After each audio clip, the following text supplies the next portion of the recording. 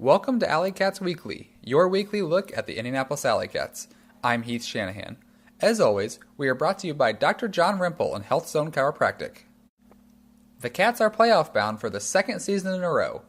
With the win 2 weeks ago, 24-17 over the Detroit Mechanics, and the Minnesota Windchills loss to the Windy City Wildfire, the AlleyCats become the only team in AUDL history to reach the playoffs 2 years in a row. The weather was perfect as the Cats took on the Detroit Mechanics. Much like previous Cats games, the score was tight early, tied 9-9 at half, but the game was broken open in the third, with the Cats outscoring the Mechanics 8-3, finishing the game with a 24-17 victory. On Mustache Night, the player of the game was Alex Krista, who had 2 goals, 5 assists, and a D.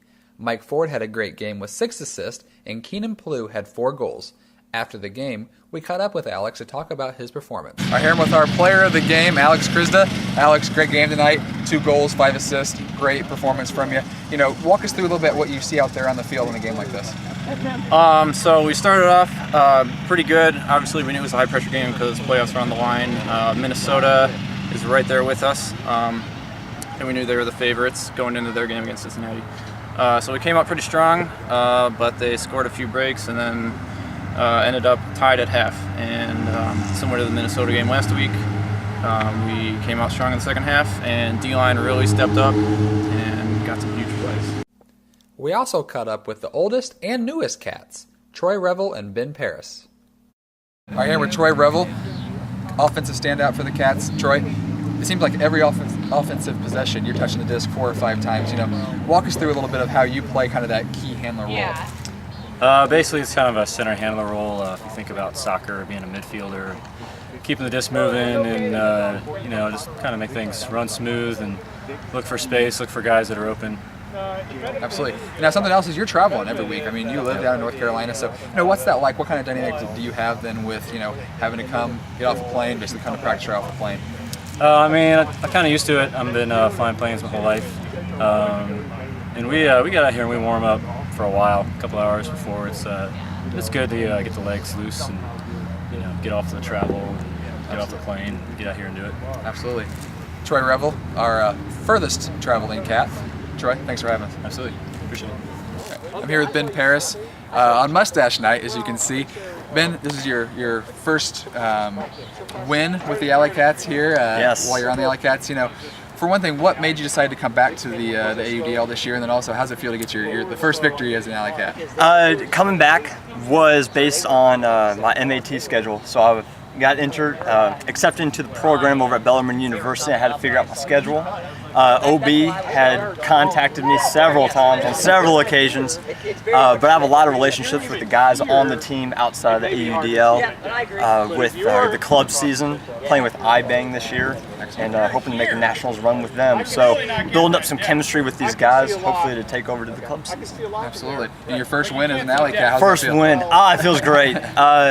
My first game was sadly a loss, but I was getting to know everyone, and it showed in this game that I'm starting to figure out my players. Had a couple of assists and a couple of Ds, so I found a spot on the D-line, which I really enjoy, and it means a lot to be able to have a first victory with the AlleyCats. Absolutely. Ben Paris, our newest AlleyCat this year. Ben, we're looking forward to the rest of the season. Absolutely. Last weekend's game was the Cats' most impressive victory of the season, 29-9 over the Minnesota Windchill. The defense came out strong, holding the Windchill to 3 points in the first quarter and keeping them out of the end zone in the second quarter, taking half 14-3.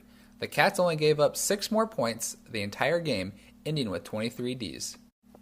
Standouts for the Cats were Keenan Plew with 2 goals and 4 assists, David Hortemiller with 3 goals, 2 assists, and 3 Ds, Mike Ford with 1 goal and 6 assists, Peter Carlton with 2 goals and 5 Ds, and the player of the game was Travis Carpenter, who had 4 goals, 4 assists, and 4 Ds. After the game, we spoke with Travis about the D and a particular defensive play of the game. Right here with player of the game, Travis Carpenter against the Minnesota Windchill. Travis had a great game tonight, 4 assists, 4 goals, 4 Ds. Talk a little bit about the game and what you saw when you were out there.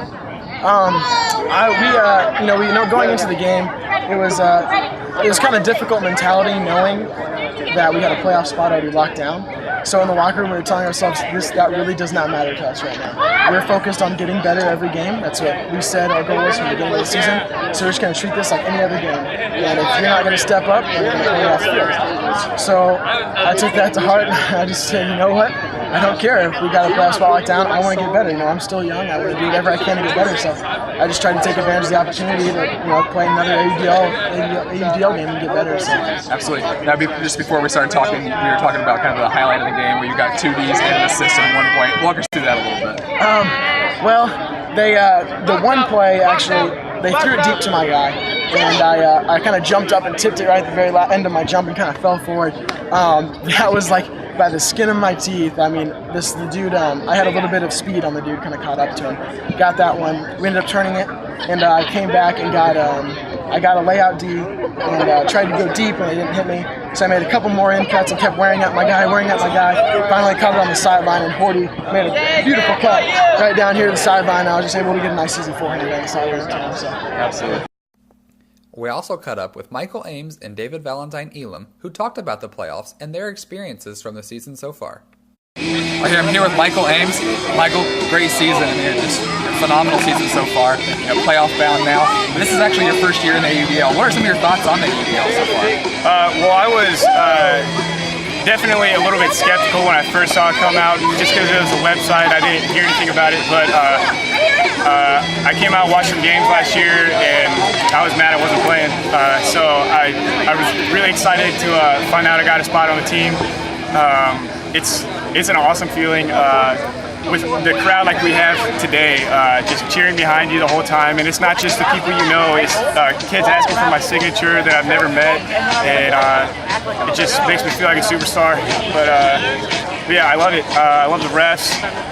It takes away that part of Ultimate where guys can get heated and mad at each other, and lets the guys play and lets the rest make it home. So I like it. Absolutely. And Cats are playoff bound. They found out that last night. The Cats were going to the playoffs. What are you looking forward to for the playoffs? I know you got a couple more regular season games, but you got to start looking a little bit forward as well. The biggest thing I'm looking forward to is another shot at Chicago or Madison, because we've been getting better every game of the season, and we're really clicking. We got some new guys, and I'm just excited for another shot. I love playing. Absolutely. I'm here with David Valentine Elam. David, this is your second year in the UDL.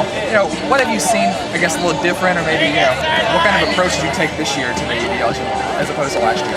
I think seeing it get a little bit more organized, I think getting a little bit more publicity has caused a lot of fans to come out, caused, I think, a higher level of play. So coming into the season, it meant a little more focus on like getting conditioned, getting ready, and getting to know new teammates. We had a decent amount of turnover. But I think a higher level of talent is what I've seen. Absolutely. Now, AlleyCats are playoff bound now. We found that out last night. So what do you look forward to the playoffs when you face Madison or when you see Wildfire? It's a tough call, but I really want another shot at Madison. It was rough playing them at home. I really felt we had that game and we let it get away from us, and I'd really like to see them again. So that's what I'm looking forward to. Absolutely. We also caught up with Coach Matt Broadwell about the season so far and a special program we had for the final home game. I'm here with Coach Matt Broadwell. Matt, great game tonight. Get the big victory over the wind chill, clinch playoffs. Last night with the wind chill loss. So, what does the win tonight mean though for you guys? Yeah, the win is great momentum for us. It feels good to have controlled our own destiny, basically, even though it was kind of sealed up last night.